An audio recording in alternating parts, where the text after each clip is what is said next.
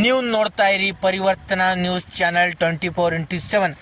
ನಿನ್ನೆ ಸುರಿದ ಧಾರಾಕಾರ ಮಳೆಯಿಂದಾಗಿ ಕಲಬುರಗಿ ಜಿಲ್ಲೆಯ ದಕ್ಷಿಣ ಮತಕ್ಷೇತ್ರದಲ್ಲಿ ಬರುವಂತಹ ಕೆರೆ ಬೋಸ್ಗಾ ಗ್ರಾಮದ ಕೆರೆ ನೀರು ಹೆಚ್ಚಾಗಿ ಪಕ್ಕದಲ್ಲೇ ಬರುವಂಥ ಸೈಯದ್ ಚುಂಚೋಳಿಯಿಂದ ಕಲಬುರಗಿ ಹೋಗುವ ರಸ್ತೆಯ ಮಧ್ಯೆ ಇರುವಂಥ ಬ್ರಿಡ್ಜ್ ಮೇಲಿಂದ ನೀರು ಹಾದು ಹೋಗಿ ರಸ್ತೆ ಸಂಪೂರ್ಣವಾಗಿ ಸ್ಥಗಿತಗೊಂಡಿದ್ದು, ಈ ಸೇತುವೆ ಸೈಯದ್ ಚುಂಚೋಳಿ ಅತಿ ಸಮೀಪವಾಗಿದ್ದು ರೈತರ ಜಮೀನು ಹಾಗೂ ಗ್ರಾಮಸ್ಥರ ಮನೆಗಳಿಗೆ ನುಗ್ಗಿ ಅಪಾರ ಪ್ರಮಾಣದಲ್ಲಿ ಹಾನಿಯಾಗಿದ್ದು, ಇದರ ಬಗ್ಗೆ ಕೂಡಲೇ ಸಂಬಂಧಪಟ್ಟಂಥ ಸ್ಥಳೀಯ ಶಾಸಕರು ಅಧಿಕಾರಿಗಳು ಎಚ್ಚೆತ್ತುಕೊಂಡು ಕ್ರಮ ಕೈಗೊಳ್ಳಬೇಕು.